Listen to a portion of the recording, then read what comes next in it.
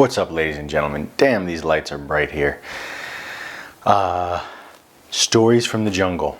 Okay, I'm going to do a 2 or 3 part series here. Stories from the jungle. Okay, this first story is going to be potentially the most intense of all the 3 stories, but it's just one that I just feel called to talk about right now. It's the time I almost died drinking ayahuasca. Okay. So you all know by now I've had a massive health journey. For 3.5 years, I was traveling around the world, seeing doctors, living in the Amazon, drinking ayahuasca, taking a lot of mushrooms and fasting and juicing, colonics, all kinds of different cleansings, yoga, meditation, vipassana, float tanks, all kinds of therapies, doing it all, acupuncture, and nothing worked. Nothing could get to the root of my illness, the root of my unrest and my crippling depression and my panic. And so I'm in the Amazon, okay? Now, I went to the Amazon one time, I drank 1 ayahuasca ceremony, I left, had to go to a mental hospital for 5 days because it was so intense. And 4 months later, as soon as I woke up the next morning in the mental hospital, I vowed I would return to the ayahuasca vine in Peru. So I started working on my diet, getting myself a little more stable. I returned to the jungle a second time. I spent many months in the jungle a second time around. I drank 21 more ayahuasca ceremonies, okay? I'll have some stories from that period of time on the next session here of stories from the jungle. But this story happened on my 3rd ayahuasca visit, okay? Maybe I should start with... Should I start with number 1? No. Okay. So the 3rd ayahuasca visit, I'm supposed to do a dieta, okay? I vowed to do a dieta. For whatever reason, I thought that I needed to apprentice under a shaman and do a dieta. And a dieta is when you eat a very specific diet of plantains, rice, and fish, and you ingest a tree or a plant or a flower in liquid form. So it's mixed with tobacco and water, and it's boiled down, and you have this watered down concentration of the plant. And you also drink ayahuasca during the dieta. Really intense dietas are done in isolation, which means that you don't see other people except in the ceremony. And if they're really intense enough, you do ceremonies in your home instead of in the general maloka. So I was doing a dieta with a very powerful tree called Huayacaspi. Okay, it's a very powerful tree. The shamans were telling me that the Huayacaspi was a tree that shamans took at a young age to show their devotion to their parents and to the universe, to the plants. It's one of the trees that basically just shifts your paradigm so intensely that you're devoted to the plants afterwards. So I said, this is the one. You know, I asked them what I should do, and they said, Huayacaspi, you know, tú necesitas aprender. You need to learn how to become a shaman, porque tú tienes un grande problema. You have a big problem. And it said, tú tienes grande problema y tú tienes grande medicina, which means you have a big problem, but you have a big medicine. So they told me the way I could fix my problem was with this dieta. And at that point in time, the shamans were the only people that I could resonate with, the only people who I could look in their eyes and say, wow, this person could help me. Nobody else I met could I actually feel held by them. Yeah, they could give me love, they could give me support, they could give me advice, but I knew that they didn't understand the madness that I was working with, the level of intensity of illness that I was working with. So I go the 3rd time, I save up all the money I can. I think I saved up $8,000 caddying, $10,000 caddying in a few month period, and I go to the Amazon the 3rd time, okay? And I vowed to myself that I would leave that jungle a healed man. And I go to Cantamana, Peru, which is a very remote island off of, we take a little 2-passenger plane from Pucallpa to Cantamana. And it's a little island, very small population, very isolated people. They don't have a lot of technology there. It takes 40 minutes to check your email. That's how slow the internet is. And Once I was on Kantamana, I was an hour and a half motorcycle ride up this very beautiful road in the jungle. Once I was in the jungle, I was a half-hour walk out of the main center, deeper into the jungle. Okay? I believe it was a primary cut rainforest, which means that it's either been cut once or never been cut, versus a lot of the rainforests around have been cut at least once, so they're thinner. This jungle was thick, definitely thicker than the jungle I've been in the second time, okay? So let's get to the crux of the story. I've been told my videos are too long. Sorry, unsubscribe. So, okay. So I'm in the jungle a third time, and crippled with anxiety, crippled with depression, just every single minute I'm focusing on my breath.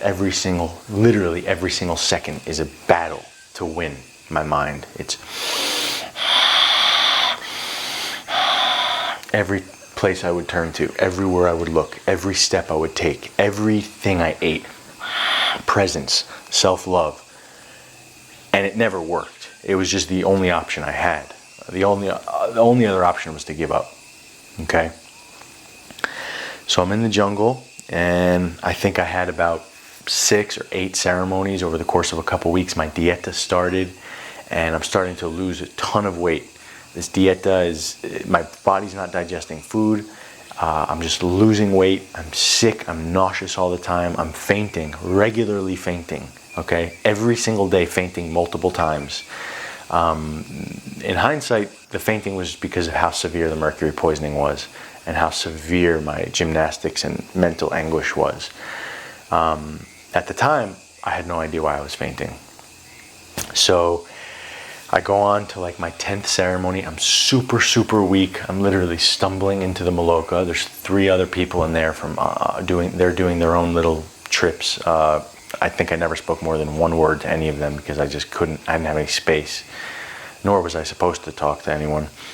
And I just stumbled in there, I sat down, and I was just like, I drank my cup of medicine, okay? Now, the 28 ceremonies before that, I never drank a second cup of medicine. You know, some people, the people who are greedy for spiritual experience and hungry for experience and just desperate for hallucinations, if they drink 1 cup of medicine and they don't feel enough, they'll get up 40 minutes later for a second cup. I don't believe in that. I believe that the experience is perfect as is with your dose that you take, and if it's no experience, then you have a lack of experience. That's what I believe. And I trusted the whole way when I was doing all the medicines before then, the ceremonies before then, I never took a second cup. So I take a second cup of medicine, and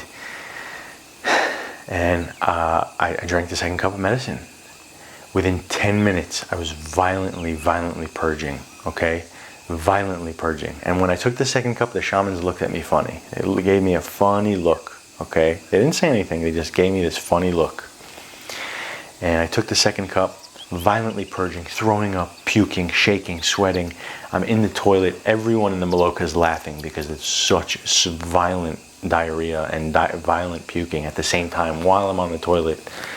And keep in mind, my energy was very clean. Like, obviously I still had mercury poisoning and had some spiritual issues, of course, but I was eating so clean, fasting. My energy was clean. There wasn't a lot of physical substance to be purged out, but I was just purging like crazy.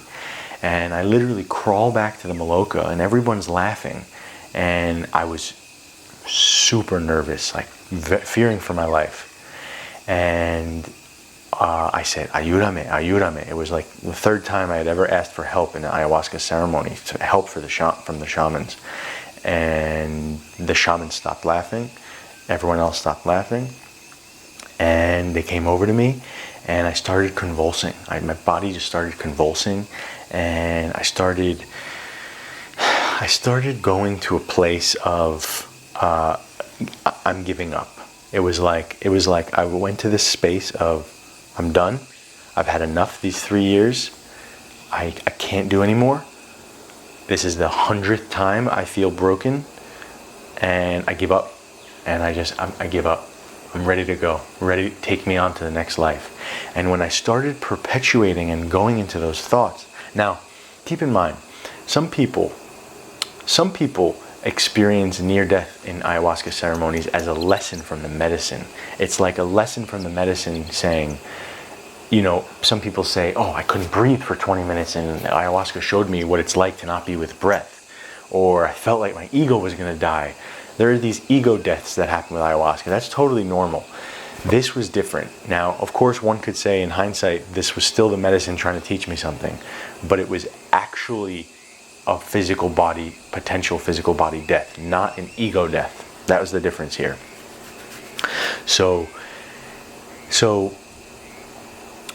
I'm convulsing and I'm starting going to this space of giving up, and I'm feeding it and I'm going, that's it, I'm done. And this pain started lifting. This pain I'd been carrying for many, many years just started lifting, and I was like, oh my God, this is an amazing experience. And I literally felt the presence of some sort of beings in the ayahuasca ceremony, some sort of entities. Felt like the Grim Reaper. That's all I can say. It felt like the Grim Reaper. I don't know how to put it in any other words. I'm probably going to lose some subscribers by telling this right now. It felt like the Grim Reaper was there in that ayahuasca ceremony waiting for me. That's all I can say. I don't have any other words for what this being was like. And the shamans start doing very interesting things, and I'm watching them. There's a part of my consciousness that's just watching them. And they're taking their blankets and they're fanning. They're like fanning these spirits away. Like, I don't remember exactly what they were saying. They were talking in Shipibo. Like, you know, go away, go away, go away. Not today, go away.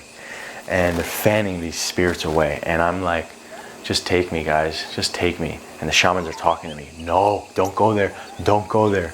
No, like they're using their body language and talking to me. Don't go there, don't go there. And I literally feel myself separating from my body. It's like I'm laying down, I'm convulsing, my whole body's cold, I'm watching it happen. And I say, okay, I'm done, take me. And I leave my body, and I literally looking at myself from, I was above my body, but I was looking at myself from everywhere. It was like I had this panoramic view at my own body.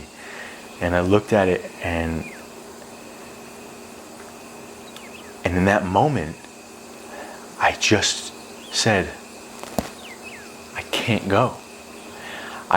First of all, I knew that if I went with these beings, that my life, whatever happens after death, it was not going to be pretty if I went with these people. I believe that we go wherever we're plugged into. I don't believe it's roses and fairy tales after we die, no matter what.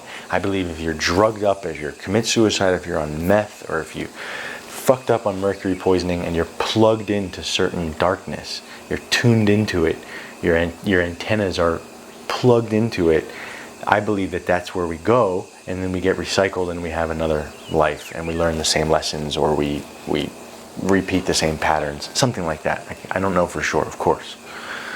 That's my theory. And so at that moment in time, I said, holy shit, I would almost rather suffer eternally this lifetime than go with these beings. I have to do it. I have to do it for the world. I have to do it for myself. I have to do it for my family. I have to survive. I have to. And I literally took all my might and all my will, and I jumped back into my fucking body. Jumped back into my body. My whole body was being electrocuted. When I jumped back in, I felt my neck swollen, everything vibrating with this electricity. And the shamans were working their asses off to help me stay in my body and keep me alive.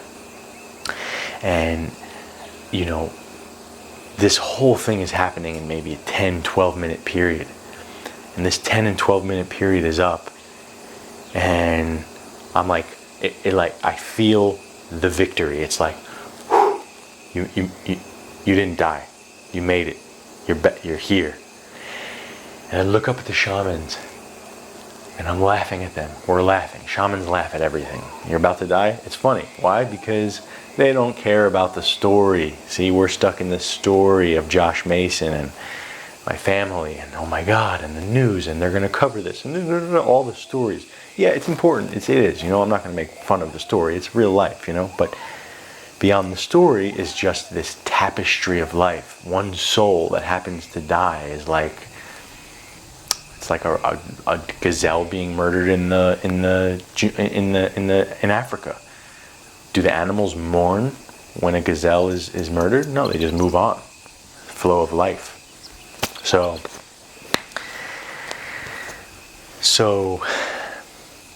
we start laughing, and I'm laughing. I don't know what else to do at this point. I'm laughing, cracking up. We're cracking up, and I look at them and I said, "Cerca de muerte," and that means near to death in my broken Spanish. They immediately stopped laughing and they looked at me and they said, "Sí, no más ayahuasca para tú.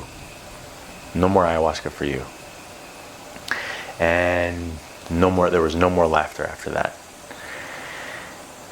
And believe it or not, I drank teaspoon doses of ayahuasca after that. I drank teaspoons for I think I had 4 or 5 more ceremonies where I drank a teaspoon. Eventually I had to quit the dieta. I couldn't do 3 months the way I wanted to. But that's my near-death story of ayahuasca. Yeah, super intense. First time I've ever shared it like this, up close and on my YouTube channel like this. And yeah, more stories to come. Leave a comment below, like, subscribe, let me know what you think. I'll be posting more content about ayahuasca. Ayahuasca is a huge movement right now. I feel like I've had a good experience, a good amount of experience with it. I've had good and bad experiences with it.